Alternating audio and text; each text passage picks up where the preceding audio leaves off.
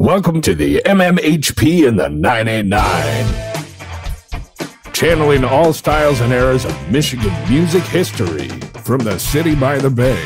And now, here's your host, Scott Baker.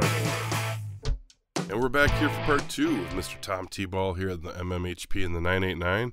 We'd like to thank him for coming in and spending time with us and giving us the background of his not only his history from Cadillac to Mount Pleasant, but his WCMU radio show Homespun all the way through now, including here through the present day with his band Crazy Chestur. And we'll get to hear where he last left off on the last episode, all the way through the brand new album that they have out now and where he plans to go with WCMU Radio and Crazy Chestur as well. And the history of roots music is doing fine and well here in Mid-Michigan.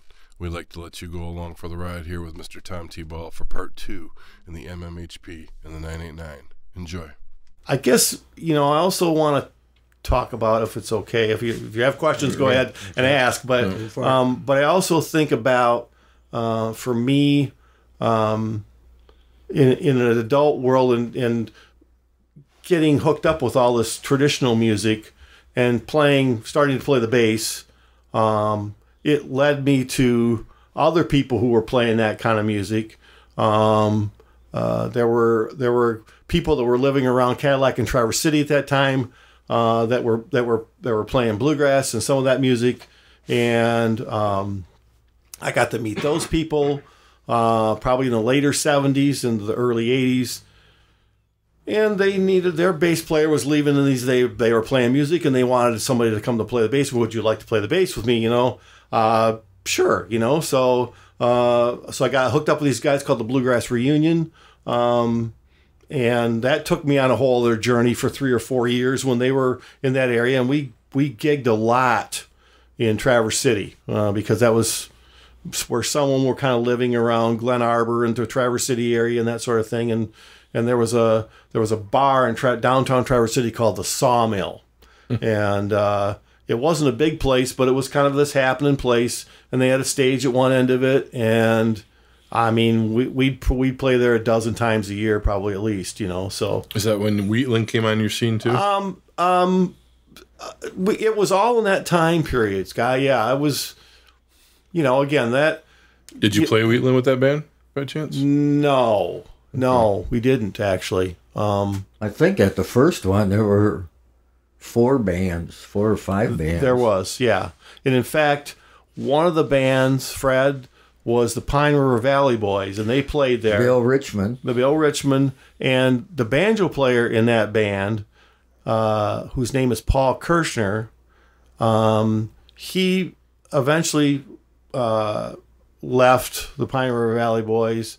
He was a school teacher, and they were traveling around and playing a lot. But he was one of the guys I eventually met in this Bluegrass Reunion band, and I played with him for 3 or 4 years probably. It was all regional. I mean, we weren't jumping in a van and traveling across 3 states and not changing our clothes for a week. But was college period? Did you go to college? I didn't. No, okay. I came out of high school, started working. You had a day job during all this? Yeah. Family? No. Well, at that time, no, I was single. So you were able to do a day job and rock and enjoy your night music? Yeah, I guess, yeah. This was still in Cadillac? That was, right. Your bass was still Cadillac? Yeah. Yes, at that time, yeah. Okay. Yeah. I moved from Cadillac in 1980. And what precipitated all that was I was getting more and more involved with the Wheatland Music Organization, and all those people lived around Mount Pleasant and Remus. Yeah. And I thought, well, this must be the leap. And I think at that time I was working for my brother. He had with another guy, had a pole barn, post-construction business.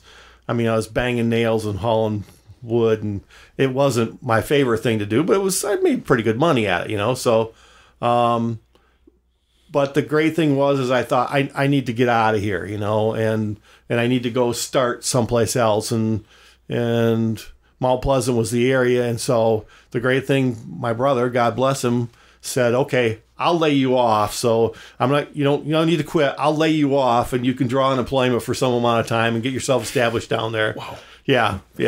Beautiful guy. Yeah. We had our differences, but that was one of the great things he did for me in my life. Damn. But so he laid me off, and so I moved to Mount Pleasant and started hanging out with a bunch of those people. I met some folks and lived in their house, on the second floor of their house for a little while, for probably 6 or 8 months. Got myself feet on the ground, that sort of thing. But and it was just the whole thing started to ramp up from there. You're hanging out with people that they're playing that kind of folk music, and you're meeting new people all the time, and even by 1980, the festival had been going on for 6 or 7 years about that time, and I had been involved with it. So you start to meet all these other people that were coming in, folks like the Red Clay Ramblers and the Hot Mud Family, and Beau Soleil from Louisiana, and the Dannon, who was this powerhouse Irish band.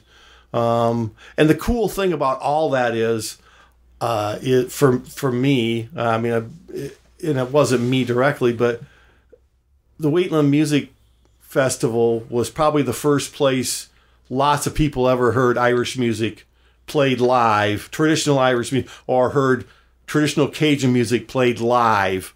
That was the great thing about the organization, is the people who were running it had this vision of, okay, well, there's singer-songwriters, and there's old-time music, and there's bluegrass music, and we're going to do that too. But there's an opportunity for us to, here's this band that comes from Ireland, and they're traveling around, and they need gigs, and we can be one of their gigs, and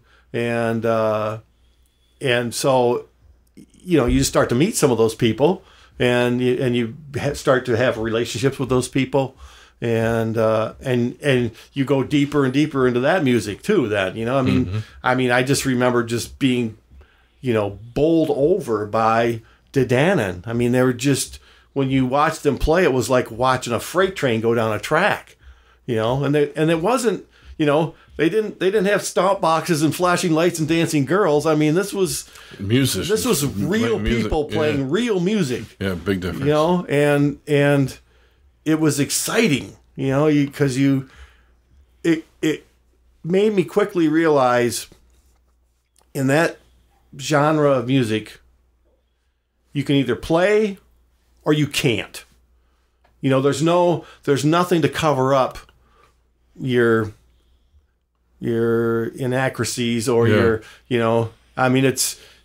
folk music is just kind of like that, So you would say that around between the late 70s and early 80s, that Remus, Mount Pleasant area would probably be the hub of roots music in Michigan at that time. Yeah, I would. It was like our Nashville of roots music. I would, only because all those people I mentioned, for example, like the Hot Mud Family, they were kind of based in Dayton, and so they're based in the Midwest, and so they traveled around the Midwest a lot, and they loved us because they thought what we were doing was pretty cool. We were hiring their friends, and we were hiring them, and we were putting on this event that everybody just loved, and so you'd see them. Not necessarily just in September, but you might hire them for something in the wintertime when they needed a gig, or those kinds of. There was a little bit of a hub action going on there. The music organization quickly became a place where, well, let's call these people up. Maybe we can get some work, for a night or something. We're trying to string a dozen gigs together from East Ohio to Western Illinois, and Michigan kind of figures into a little bit of that. Southern Michigan, and in this case, Central Michigan at that time. So, did that translate to the university? Was there some interest among the college kids into this? A little bit. Part of one of the reasons that was, during that time period, we would have the fall festival, and for I think 2 or 3 years, we did a spring event at the university at Finch Field House, which is still there on the campus of Central Michigan University. We knew people. We rented the place for I think it was just they were 1-day events, but it was an all-day thing, and you'd hire 6 or 7 bands, and there'd be music going on outside, but there'd be music inside the field house, and people would come and pay money, and it wasn't certainly as big as the festival was getting, but it was another opportunity for bands coming through. Oh, we can play this gig in the spring. This will be our hub gig, and we're going to get 3 or 4 other gigs, and so we'll go out for a few days and we'll make some music. Well, you were bringing in all those bands from all around. Was there any Michigan bands during that time period that started to open up your eyes? Like, this is really good. This is, wherever they may be coming from, maybe you could give us a little insight on what Michigan had to offer for that time period. I think, as we mentioned earlier, I think the Pine River Valley Boys, I think, were very influential. They lived in the Central Michigan area, and they played out a lot. They would play bars in the area and that sort of thing. So they were really pushing the bluegrass thing. There was a lot of bluegrass festivals in Michigan. There was at that time. There was, because we played at all of them. Yeah, in fact, I do want to mention as a sidebar to all this music too, because it just seemed like there's one spoke after another the longer we talk here. But the Charlotte Bluegrass Festival in Charlotte, Michigan, was one of the early places that I saw lots of people that influenced me a lot, and they weren't necessarily from Michigan. Some were.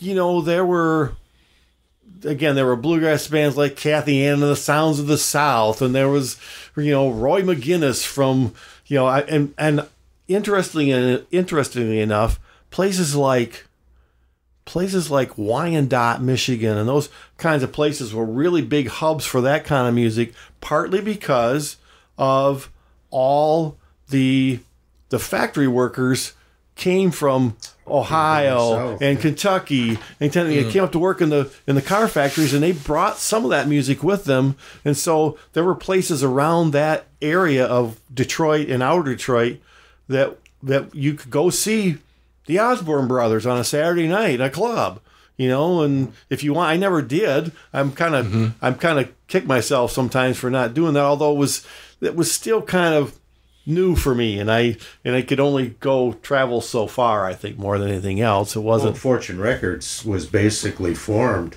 to record those southern bands, country bands, and there was a lot of really interesting stuff that came out on Fortune. Yeah, and I don't know much about that label.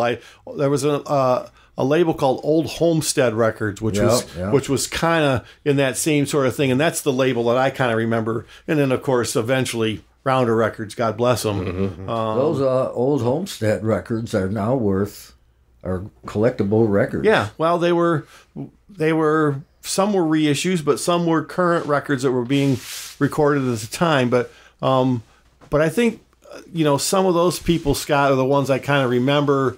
Some, I don't have most of the people I really remember were either regional or national acts. I mean, Charlotte was probably the first place that I saw Bill Monroe and the Bluegrass Boys. Probably saw Ralph Stanley and the Clinch Mountain Boys for the first time there. Saw the Country Gentlemen there 2 or 3 times. Saw Larry Sparks there and the Lonesome Ramblers for the first time. I mean, all these people were touring musicians, making records, and touring nationally at that time. And that's just a pinprick. I know I'm missing many, many others, but it's just fantastic to put together the timepieces. As we do these podcasts, it's like I try to pinpoint areas of memory from our own gift to the world from our state, as well as the big tours that came through. And you're opening the eyes to maybe our listeners to a lot of people that may not have even heard nationally already, let alone who may have been around here in our state. And right, yeah. And I know Fred knows quite a few of them. He does, right. And I think, Wayne Maynard out of Flint. Wade is legend. Wade and Julia. I mean, again, you're right. There's another person who I didn't see till much later. Me either. Partly because I don't think he was out performing a lot. I mean, in his youth, he was running around the United States playing music. Yeah, I think he lived to be almost 100. He did. I believe so, yeah. So he would. That's another really good example. I forgot about Wade.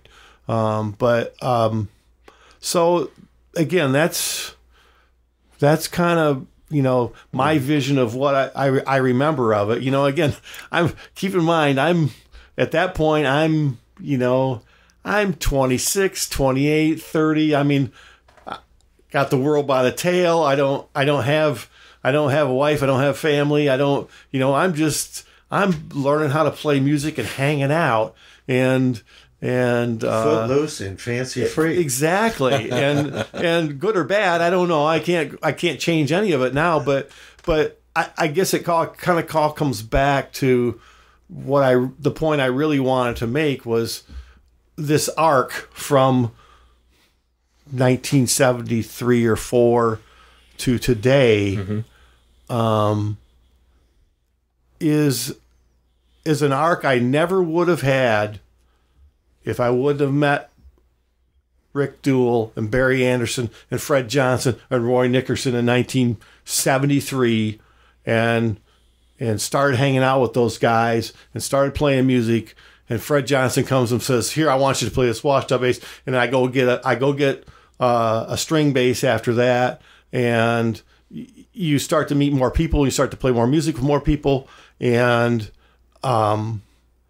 it's been an arc that I'm astounded at when I sit and think about it today. How did you meet Andy Cohen? Did he play in Mount Pleasant? He did, partly because, as you may know, Fred, Andy's first wife's parents lived in Mount Pleasant, Michigan. Okay, I didn't know that. His father-in-law, I think, was a professor at Central Michigan University. I don't know what he taught. I can't remember. But they were in town there. And Iris, his first wife. Right. So I probably met him through that a little bit, or probably met him more importantly through the public radio station, because in the 80s, WCMU public radio started doing live shows at the university called Our Front Porch. Oh, yeah. And our director of radio, John Scheffler, and a fellow named Dan Bracken, who worked for WCMU doing engineering and that sort of thing. They were the real drivers with university events at Central Michigan University to putting on these shows called Our Front Porch. And I think, Fred, that might be where I really met Andy more than just, "Hi, how you doing?" And then he was off doing something else. Did we do that show twice? For some reason, I think all these years, I think we did it twice. We could have. Some of that, I don't want to fall back on being footloose and fancy free, but with that comes lots of other things. Yeah. and I try to, especially in my older age right now, I try to sit around and think about all that stuff and what did I see and what time period was that and how did that work, and some of it it's very front of mind and others not so much. And it's lost in the purple haze. It is. It is that. And so I probably met Andy more or less around those Our Front Porch shows. Yeah, me too. Yeah. And so, and again, there's another guy, Andy Cohen, who was really, still is today, but he was really into Big Bill Brunzi, Reverend Gary Davis, all those finger style guys, Mississippi John Hurt. The list could go on and on. I guess but he was a real, is it progenitor? Is that the word I want of the music? And he, whenever you would see him play, he would cite these people as where he collected this music from. He was really good at that. Great storyteller. Yeah, a really great storyteller. Well, your bandmate Andrew Rogers did some stuff with him in Ann Arbor, as well as recently recorded some material here in Bay City at Andy Reid's studio. That's in the can right now. Yeah, and they took some retakes of old photos, but nowadays like looking the same, doing the same thing. Yeah, and he sent us some of that from his podcast show, and I thought that was pretty unique. Yeah, and Andrew Cohen's got a great back history, from what I've learned over the podcast. I mean, I've heard of his name over the years, but now I've gotten to dive in a little bit. I did a gig with him once at the Arc in Ann Arbor with Howard Armstrong, who was part of if your Martin listeners Bogan. don't know, was part of Martin Bogan and Armstrong, which was a black string band in the 30s. Yeah. Mandolin, guitar, and violin. Howard Armstrong played the fiddle. Really, and the Wheatland Festival had Martin Bogan and Armstrong twice, maybe 3 times in their career. I mean, it was again, I step back and look at that now and go, holy cow! I mean, these guys were playing segregated gigs in the South and Tennessee in the 30s and the 40s. And here they're playing for a white audience in Remus, Michigan, in front of 3,000 or 4,000 people, and they're loving it. The band and the people. They're united. Yeah, they're just seeing. It was. I don't want to say it was a rediscovery because they never really went away, but they had a resurgence at that time, I think. Yeah. And we were just so lucky to be in that path of a place where they thought, oh, well, some of our friends have talked about this. This might be a good place to go play and get some new fans, even in their their 60s and 70s, and I think about hard living. I mean, I lived a pretty charmed life compared to some of those guys. It was tough. I'm sure it was tough for them, but they persevered and they kept playing music right up to the day they died. So, well, you were bringing in the story of the radio show at CMU. And your show began soon. Right? Yeah, well, right. It was right around, yes, I think it was, I would say 83, 84 was when I started doing that. And it all circled back around to John Scheffler wanting traditional music on public radio, like a local show. Mm-hmm. I'm sure there was that time when a Prairie Home Companion was just How did you get in with those guys with the radio? Well, because I was part of the Wheatland Music Organization. Because of Wheatland. Okay. And so there's this connection relationship that just keeps going on and on. Yeah. And John invited some of those folks, including me, to the station, have a little meeting and says, this is what I want to do. I want to, create a local music program. You don't have to run any of the equipment. There'll be a board operator there. You just, you get to bring in some of your music if you've got some of that, or we have some in our library. I mean, the library is extensive today. It's huge. But the fact is that he said, I want to do this on a Saturday night from 9 until 11.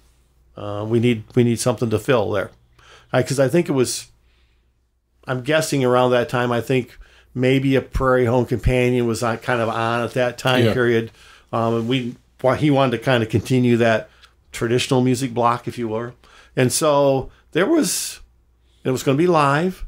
So there was probably a half a dozen of us initially that said, yeah, that sounds like fun. We could do this. And then I think over a relatively short period of time, maybe 6 months, because it was live, was on the air on Saturday night. I mean, we're all young people. I think there was that moment for some of those people that said, I have better things to do on Saturday night than do this, you know. And so, so the large numbers started getting whittled down to eventually probably 3 or 4 people. And you would just set up a schedule and you'd rotate in. So I wasn't on every week, but I might have been on once or twice a month, you know. So, and then consequently at that time, John and Dan and some other people were starting to think about producing live music at the university.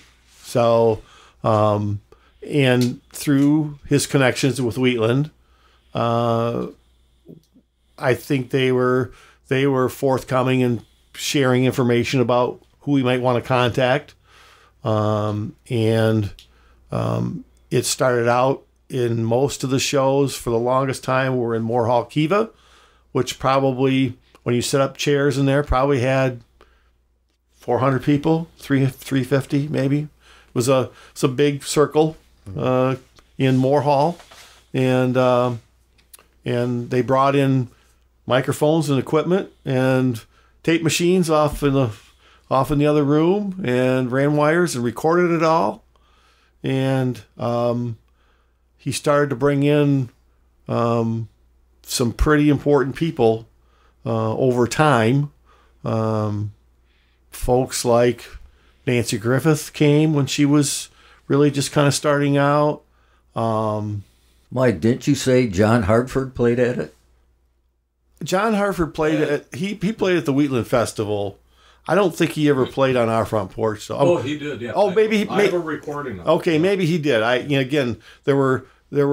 It was for a while. It seemed like there were a couple times a month. It wasn't every week, but John was booking shows, and they were live shows.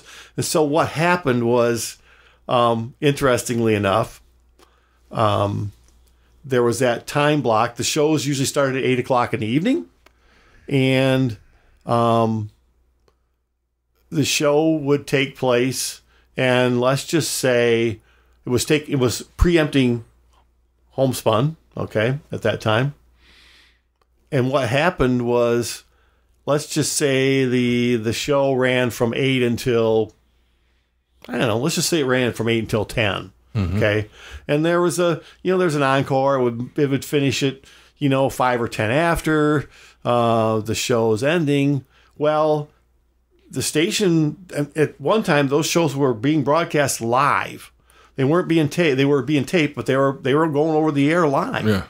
So the station needed some filler to get you up to the 11 o'clock hour where the next program started. Right. So if I was there to the show, I would leave the show, and Moore Hall was just a hop, skip, and a jump from the station.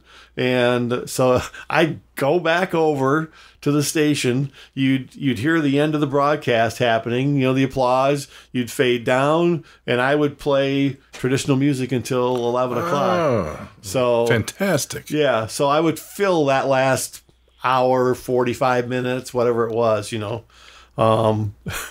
And again, I look back at that time period now, and I thought probably was thinking, I wasn't thinking this at the time, but thinking I must have not had a very exciting life at that time to even though I look back on it now, it was pretty exciing. It's the Tom Ball after party. Yeah, kind of like that. Yeah, but I didn't think about it at that time. But I was playing music, but I was still, on nights that I was supposed to be there, went and did the show live most of the time from 8 p.m. to 11. It was a 3-hour show. And that was really cool because you could really stretch out and play Tex-Mex music and Tejano music. And because it was all, we were getting those records at the station, and, those things were starting to show up on Folkways and our Hooley records and all those kind of the things, and because people were putting those records on, and blues, acoustic blues records and bluegrass and old time music was really bumping at that time, thanks to the Highwood String Band, who, again, the music festival had them 3 or 4 times in their tenure. They really repopularized old time fiddle music and really traditional folk music from old singers, from guys like Roscoe Holcomb from Kentucky and Fields Ward and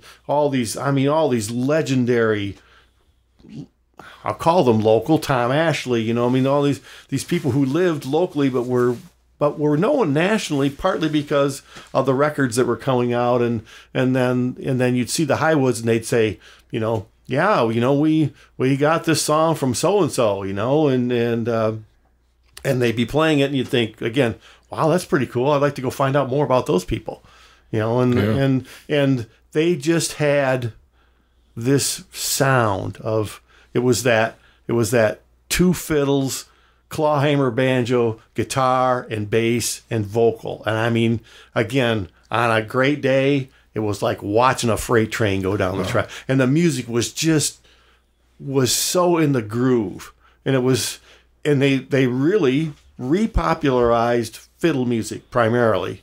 There were a lot of people who, I'm thinking about all those kids who played classical violin in school, elementary or junior high, and thought, wow, I play the violin. This is really cool music. I should learn how to play this. Yeah. And it really, in the 70s and then even on into the 80s, they really, really expanded old time music like you can't believe, because it was dying off. It really was. In that 60s time period, you had those people, but they were more regional than anything else. They weren't outside of folks like Doc Watson and maybe Clarence Ashley and thanks to guys like Ralph Rinsler, who was a musician, but he managed Bill Monroe for a while, and he also could see that I could bring Doc Watson up to New York City, and he could play a week at Gertie's Folk City, and people would come and see him. And again, that music residencies. There would be, and they would, again, people who didn't even know about Doc Watson would go and see him, and again, it's that revelation of, holy cow, who is this guy? He's blind, but yet, he sang like a bird and could play the guitar like people who could see couldn't play the guitar, So there's just this whole revolution of the music, which is, in some small way, I feel pretty proud to be part of, just because I was just doing my thing, and it wasn't so much even playing, but it just promoting the music, talking about the music, and then you start to meet other people, the New Lost City Ramblers and the Mike Seegers and the John Cohens and the Tracy Schwartzes and the Tom Paleys. All these guys were really ambassadors for the music, and they were making records, and again, they were citing where they got this music from. And that was the real cool thing about folk music to me, is you didn't have to wonder, well, where'd that song come from? And then you'd have to do some deep dive and maybe never find out. They would tell you. Folkways Records would put, these 10-page booklets in the LPs, and there would be song lyrics and there'd be some dissertation, about where this music came from, and it's the folk process in its classic form. Mm-hmm. So it's just, I'm still amazed. Take us into your 90s or aughts. Well, at that point, then again, let's think about this now for a minute. Doing stuff with the We the Music organization, I was another way that I was really keeping my finger on the pulse was. There were a couple of record stores in Mount Pleasant, because it's a university town, and got hired to work there. One was a shoot off of Boogie Records, which was a kind of an old hippie record store in Mount Pleasant. The guy sold that to another guy, and I went to work for him. It was called Full Moon Records. He was out of Traverse City and Rochester. They had 5 or 6 locations, but I worked for him for about 3 or so years, and in that time period I worked with Mike Johnston because Mike Johnston worked for Full Moon Records, and really got an education on jazz and world music from Mike. A whole other direction. Mike took me into a whole other orbit of Cecil Taylor and John Coltrane and Wynton Kelly and Miles Davis. I mean, the list just goes on and on and on because he was really deep into that. And the great thing about Mike is he's a teacher in more ways than one, because he'd find out something that you liked and he'd say, well, okay, yeah, so you like John Coltrane, you might check out this guy Hank Mobley. I think you might like Hank Mobley too. And so, you'd listen to him and go, again, where have I been? How did I miss this? The guy's making records in the 50s. I wasn't, was barely born then, but that's another story. Right. So anyway, I worked there, again, still with this big connection of Wheatland and WCMU, and working in what I would call somewhat the heyday of the music business, because even at that time Full Moon Records were buying direct from the major labels, and there were a bunch of other independent distributors that we were getting records from. And Billy Thomas. Yeah, Billy. Yeah, Billy's a good example. But you would start to know these people and create relationships with them, and then if you were looking for something in particular, they could help you get that and bring it into the store, and you could sell it to people. And that happened even during that time period for Full Moon Records. And then down the street was another record store called Michigan Warehouse Records, and they were out of Lansing. They were pretty big started in the Lansing area.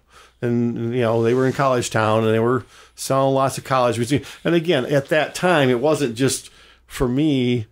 Yeah, there was all this sidebar jazz music, but I was being pummeled with pop music too. From I don't know, Tom Petty and the Heartbreakers to the list goes on and on. It doesn't stop.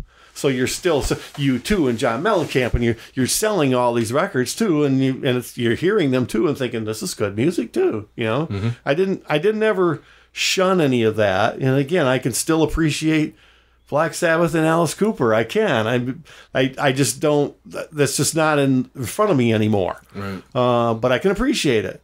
So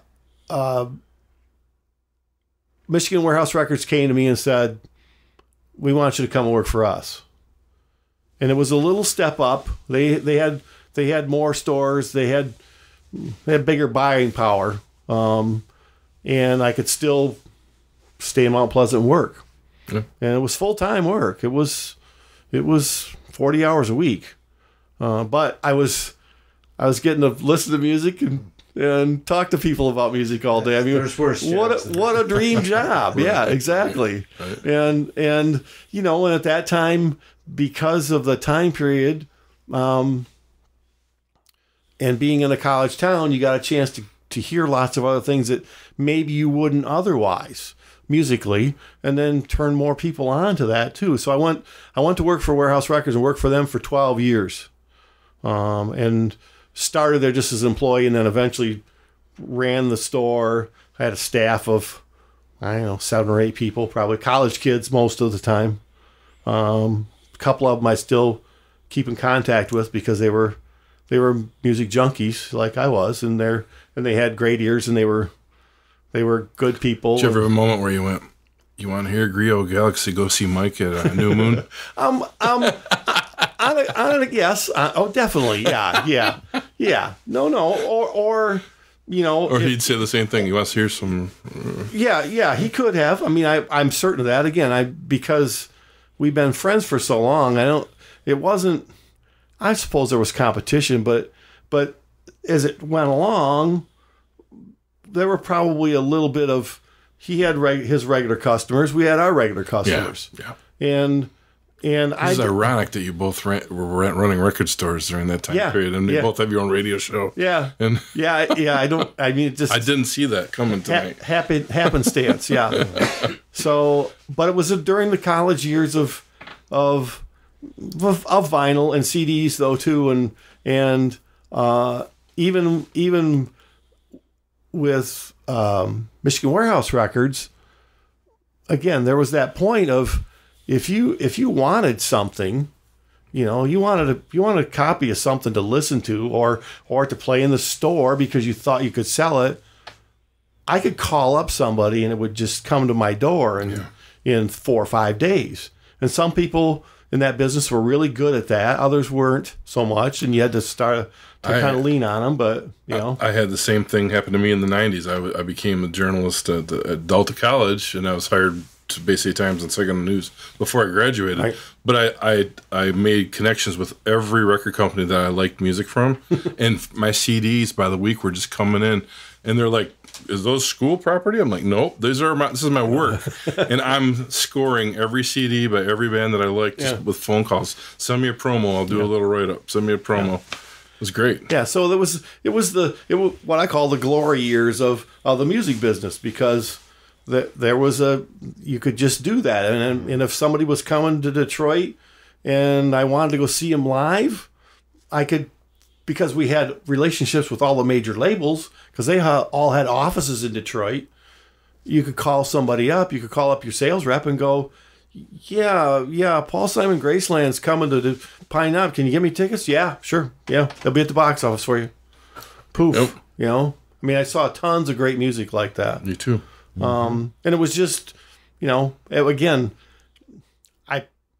I didn't get rich at it, but I became rich in way other ways than monetary, I guess. Sure.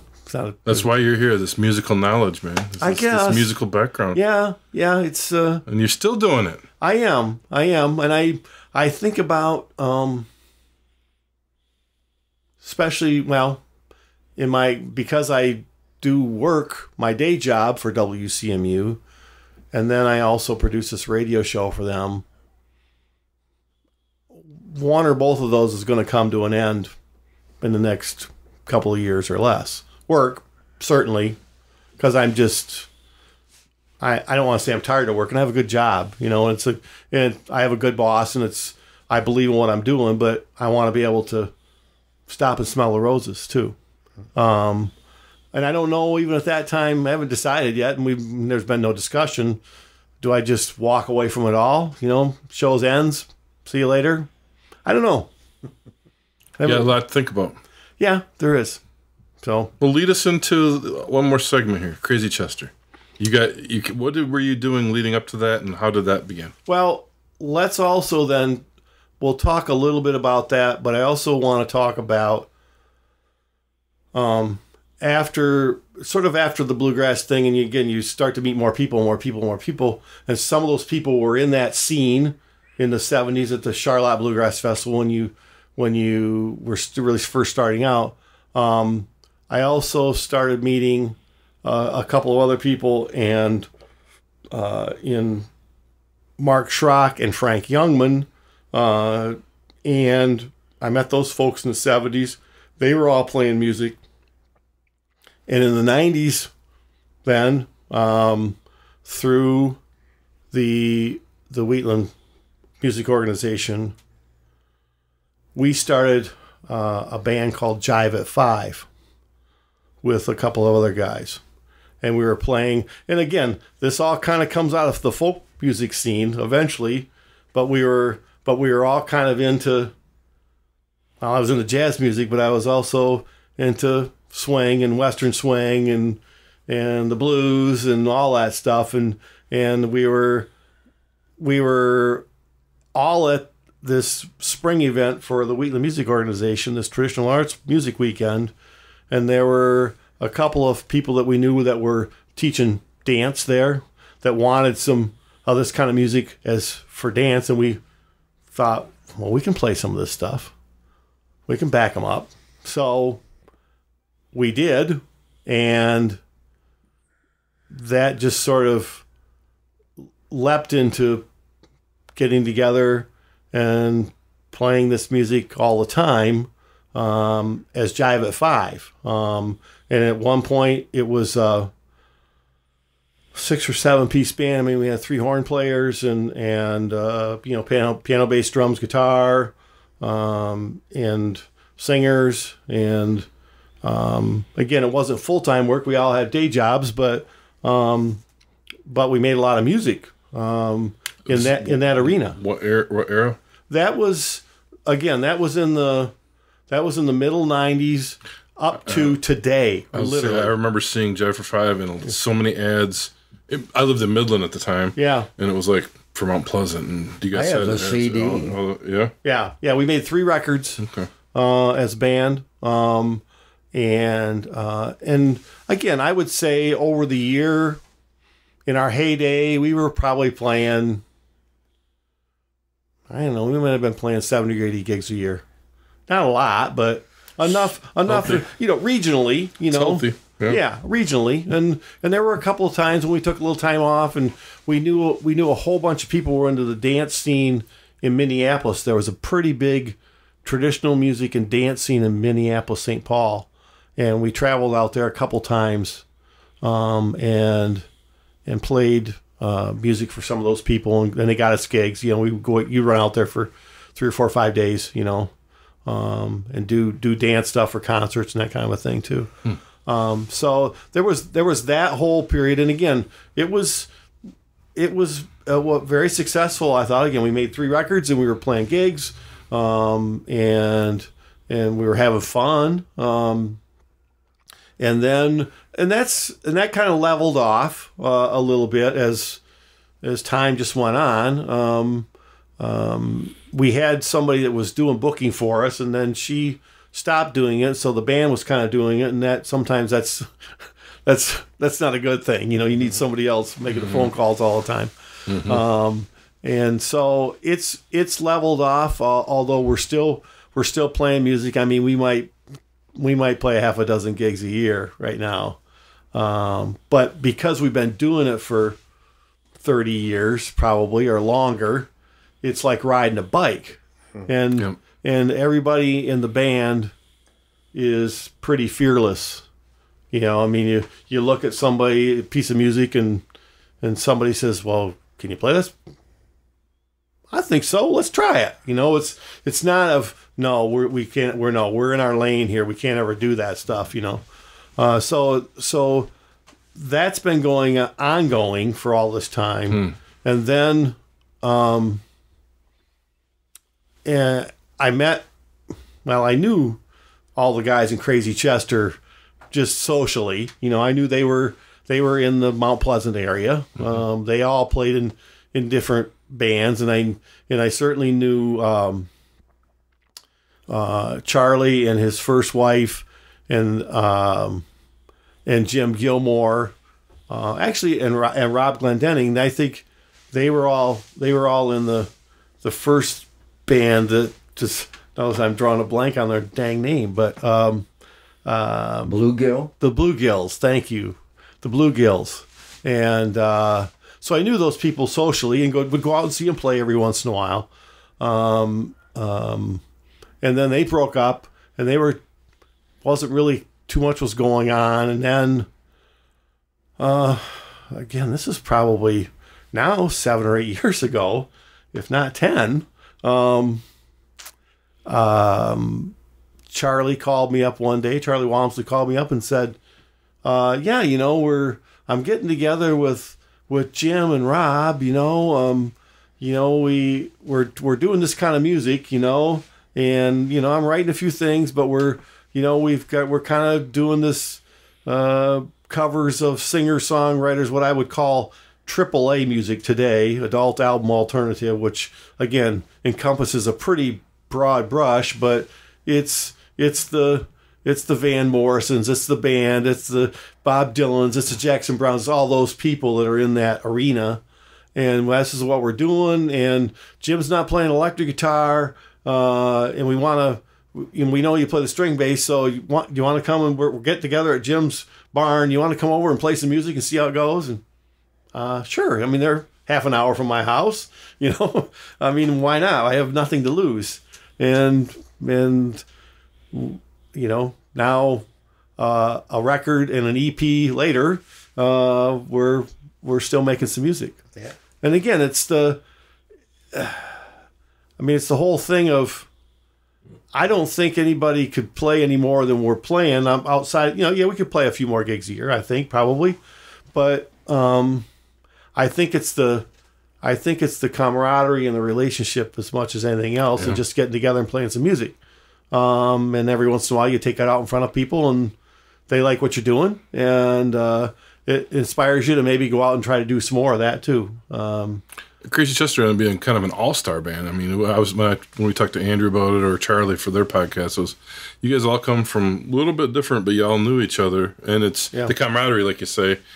It's kind of like it's like an all-star band and you guys do quite a broad swash of material, roots style. Yes, definitely, and I think that's kind of the unique thing about it. I mean, it's. I'm playing through an amplifier, but it's a string bass. It's not an electric bass. Right. And your guys are writing original material.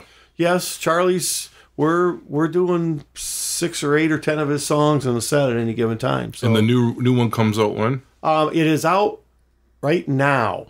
Okay. It's not out physically, but it's on. You can download it. But it's all on streaming services. Okay. Spotify. It's the Amazon. new EP. Yes, it's called 5x5.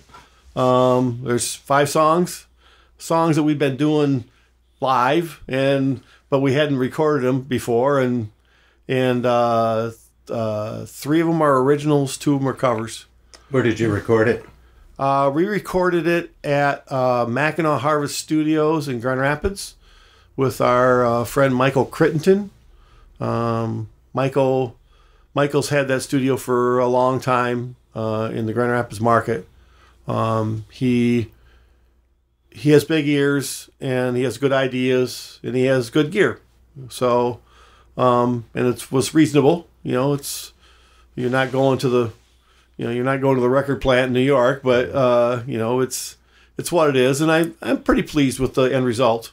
There's always that moment of, okay, all right, these songs are done. Yeah, okay, they're done, and then you listen to them and you think, shit. Gosh, I could play that a little bit differently, or always. It's the hindsight. It is, and when I think about both of those groups, and maybe not working anymore, maybe that gives me a little more time to spend on the phone, and you just try to work up a little more of a playing schedule, I guess.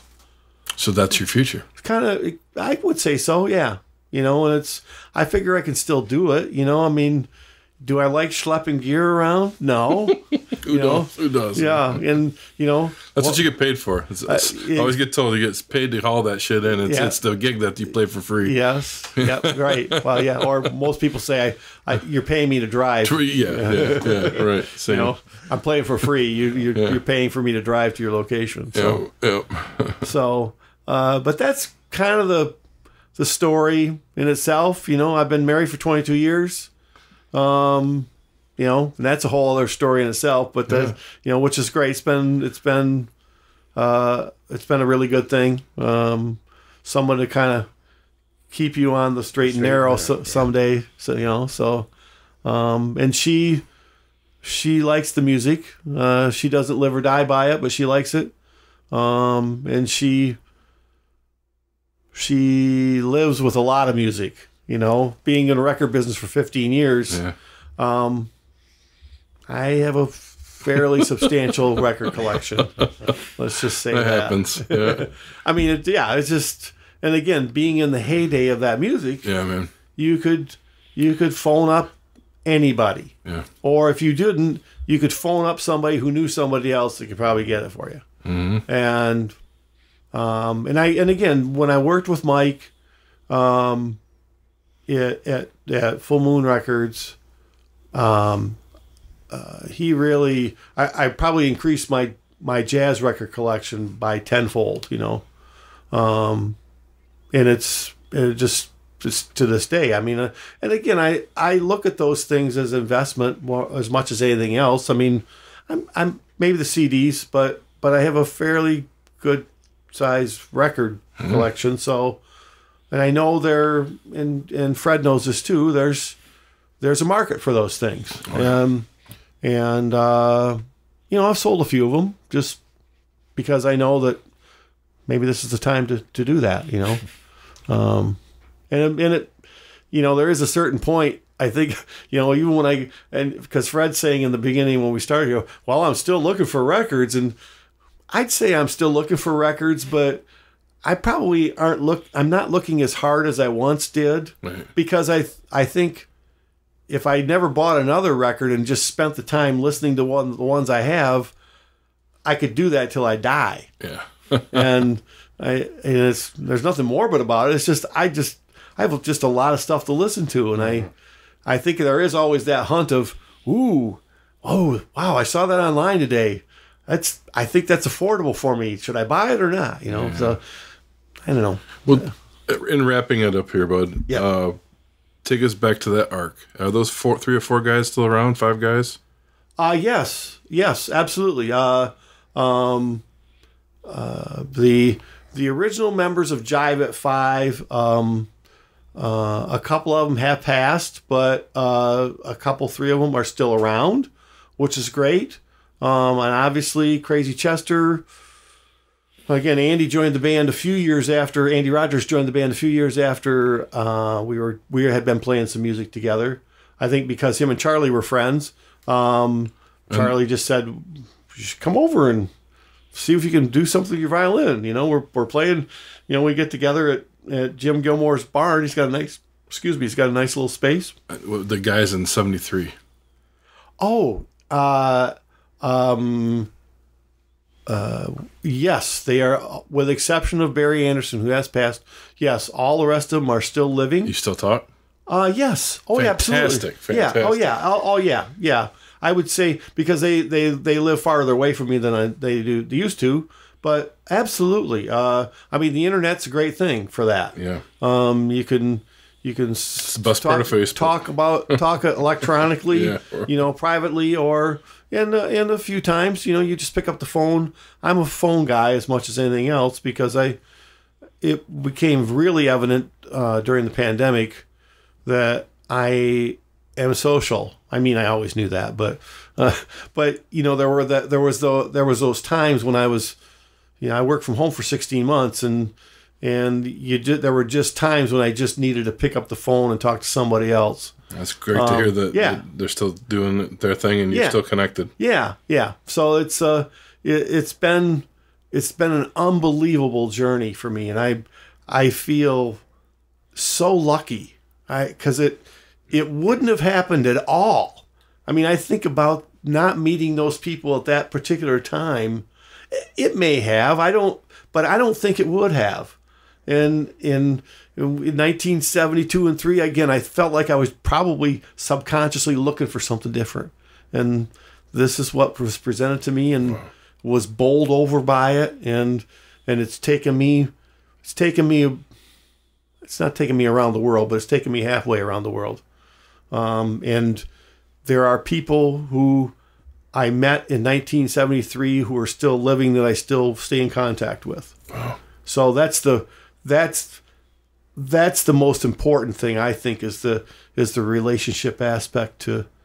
Mm-hmm. There's a social thing, but there's also a musical connection there too, which goes way past us even living, I think, sometimes. For sure. So we want to thank you for all the music you've given us, all the stories, the promotions, the background. I mean, there's years of it, and that's why you're here, man. We thank you for coming on the show. Thank you, Tom. Yeah, thank you. Yeah. Had a good time. Appreciate it. The MMHP is hosted on Apple, Spotify, YouTube, and our own Libsyn podcast site. You can also search MMHP 989 on Facebook for up-to-the-minute information, as well as both Dr. J and Sir Fred's album picks of the week, posted every weekend. You can connect with Scott on the web at scottbakermusic.com, Dr. J at MichiganRock'n'RollLegends.com, Sir Fred at FredRife.com, Brought to you by Michigan rock and roll legends located both inside the Bay County Historical Museum on Washington Avenue, as well as Scotty's Sandbar on Evergreen Drive at the Bay City Middle Grounds. On behalf of the hosts, Gary, Dr. J. Johnson, Sir Fred Reif, archivist and videographer Mike Beatty, and myself, this podcast wouldn't be here without Studio 163's Alan Garcia, the voice of MMHP, Mr. Eddie Switek, all of our guests, and you, the listeners. You've been listening to the MMHP and the 989. From all of us at the podcast, we want to thank you for tuning in.